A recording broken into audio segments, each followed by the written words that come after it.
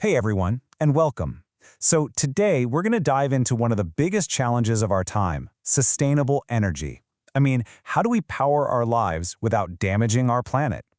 Well, you might be surprised to hear that the answer could be a lot closer and a whole lot smaller than you think. Just think about that for a second. What if? This single question kind of flips the script, right? It pushes us to look away from these massive centralized grids and instead focus on local, community-driven solutions.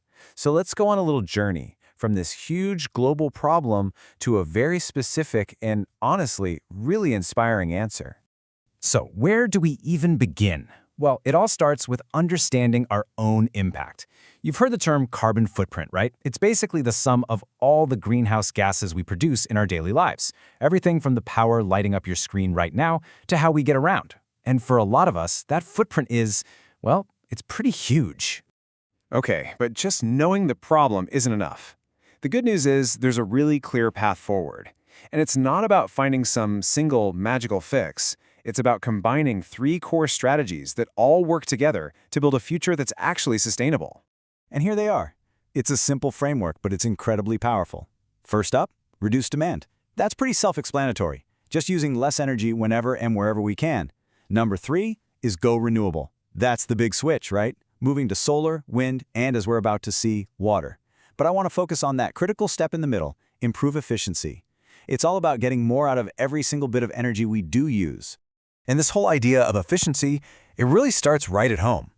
Our houses and our workplaces can either be massive energy hogs or they can be these incredibly efficient systems. Smart design makes all the difference. And the potential here is just staggering. Get this. Just by using better insulation and modern windows, a home can cut its heating demand by up to 60%. 60! That's a massive saving, not just for the planet, but for your wallet too. And we see the exact same principle with our cars. The move from gas guzzlers to electric vehicles is a perfect example of improving efficiency.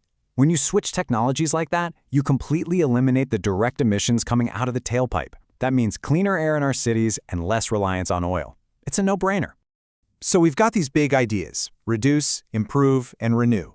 But what does that actually look like on the ground, in the real world? Well, to see it in action, we're going to travel to a remote corner of Peru, to a project called the Chemamonera Micro Hydro Scheme.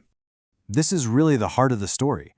You have this community with almost no access to electricity, and they decided to use what was already there, the natural flowing power of a mountain stream. No giant dam, no fossil fuels, just a simple, brilliant local solution. Now, the system only generates about 40 kilowatts. That might not sound like a lot to you and me, but for this community, it was absolutely everything. It was enough clean, reliable power for about 70 local homes. And the impact, well, it was completely life-changing. And this is where the story gets really, really powerful. Because technology is only ever as good as the impact it has on people's lives. And in Chamamontera, the arrival of electricity drew this clear line in the sand between the way things were and the way things could be. Just look at the difference here. Before, life was lit by these expensive, unhealthy kerosene lamps.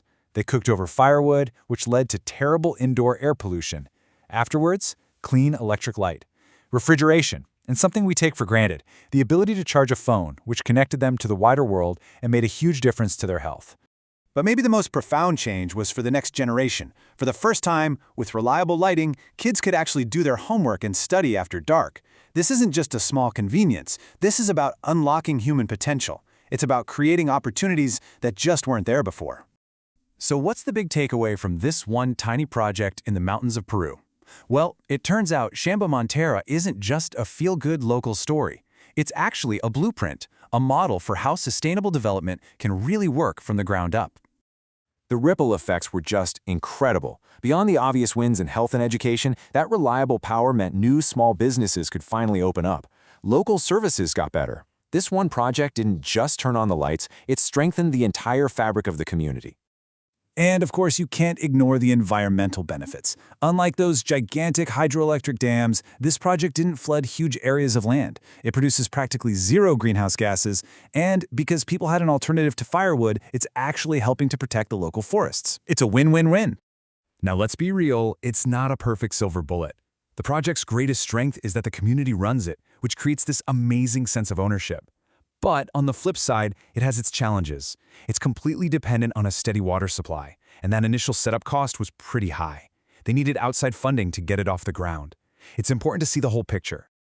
And that really brings us to the bottom line, the main takeaway here. This project proves you don't always need a billion-dollar mega project to make a real difference. Sometimes the most powerful solutions are the small-scale ones, local, community-driven, and perfectly sized for the people they're meant to serve. So we end up right back where we started, with a question.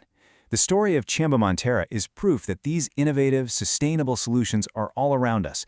We just have to be willing to look for them. The next stream of power might not be in a mountain village. It could be solar panels on your neighbor's roof or a local geothermal system. So the real question is, what local solutions are just waiting to be discovered right where you are?